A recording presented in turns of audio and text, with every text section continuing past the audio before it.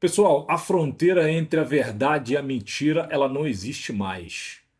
O mundo hoje ele foi lançado verdadeiramente dentro da operação do engano, a operação da injustiça e está gostando disto. É o que o apóstolo Paulo fala. As agências de segurança estão matando, assassinando pessoas diante dos nossos olhos, diante das câmeras, ao lado de dezenas, de centenas de pessoas, e nós não estamos acreditando. A operação do engano, ela é tão diabólica, ela é tão maligna, que nós entramos num estado de negação em acreditar que estas agências estão fazendo isto diante das câmeras. E elas saem impunes diante do histerismo da sociedade. Eu vou te apresentar aqui o vídeo do assassinato do Charles Kirk e eu gostaria que você tirasse a sua própria conclusão. Preste atenção. Pessoal, redobre a sua atenção. Preste atenção.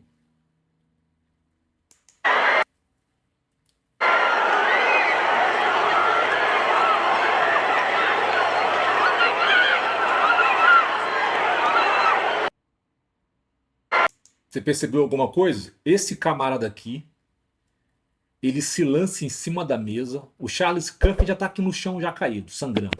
Ele se lança em cima da mesa, depois vai sair um outro daqui. Ele vai pegar alguma coisa em cima da mesa e o outro que sai daqui vai pegar alguma coisa aqui no chão e vai sair da cena do crime. Preste atenção. Ó.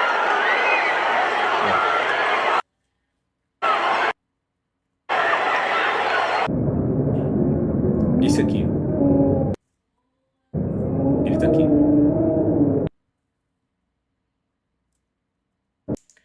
Repara que nenhum dos dois estão ali para socorrer o Charles Kirk, que está no chão, sangrando, com a femoral aberta, jorrando sangue pra caramba. Preste atenção no vídeo. Olha lá, ele pega e sai alguma coisa. Olha lá, ele sai da cena. Ó.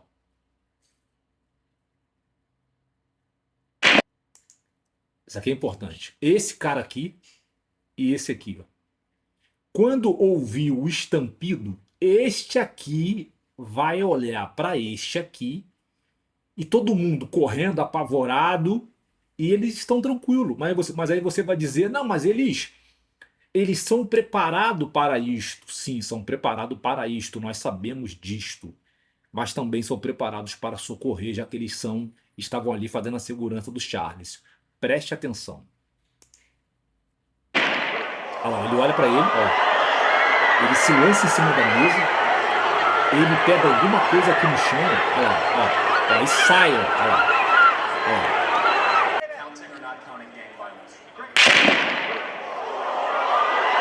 Aqui, ó.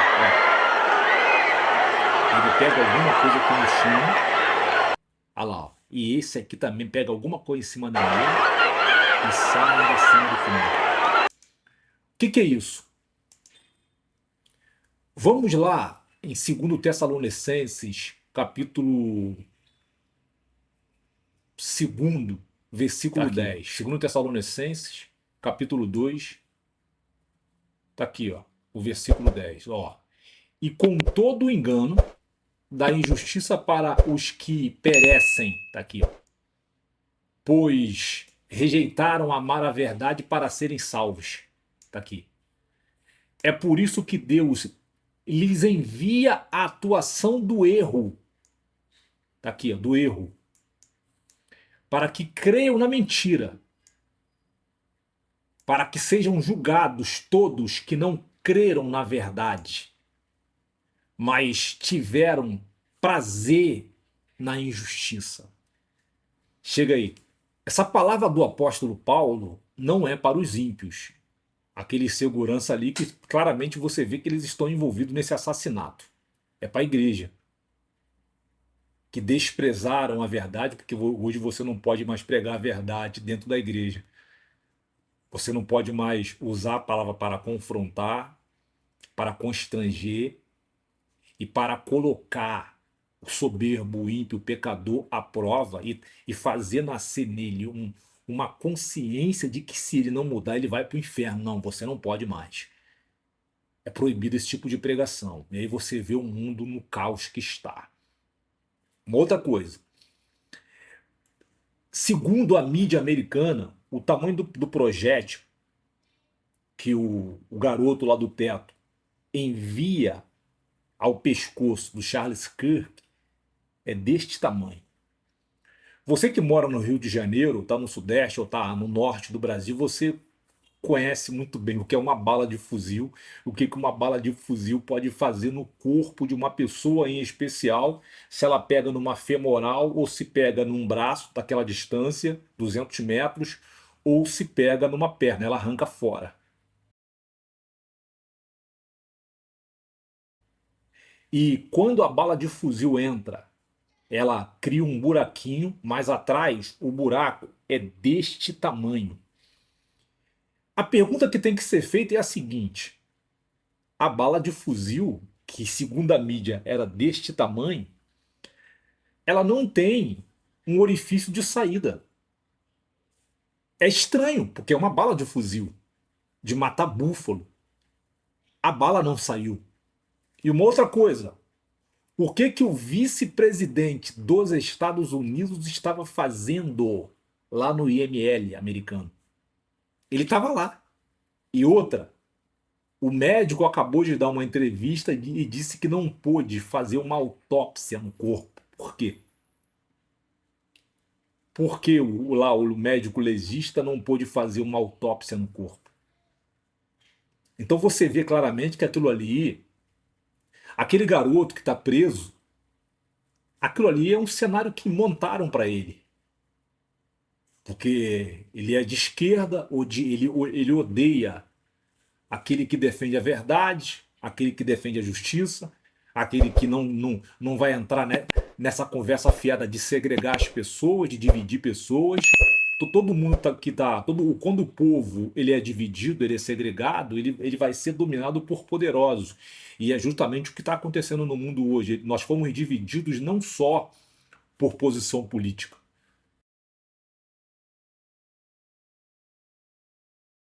Eles nos dividiram por localização geográfica, eles nos dividiram por cor da pele, eles nos dividiram por classe social, eles nos dividiram por aqueles que têm diploma e os que não têm diploma, eles nos dividiram por aquele que lê e aquele que não lê, eles nos dividiram por aquele que fala bem e o que não fala bem. Nós fomos divididos, por isso nós somos dominados. Então, se você parar para analisar, desde que aconteceu este assassinato, eu falei, ó, isso aí não me engana. Isto aí não me engana. Primeiro eu perguntei, cadê o orifício de saída da bala de fuzil? Não tem orifício de saída. E por que o médico legista não pôde fazer a autópsia do corpo? Por que o DJ Vance, o vice-presidente americano, estava fazendo no IML? O que ele estava fazendo lá? E outra, nós sabemos agora que o Charles Kirk, ele não só desmascarava, quebrava, pulverizava a cultura progressista.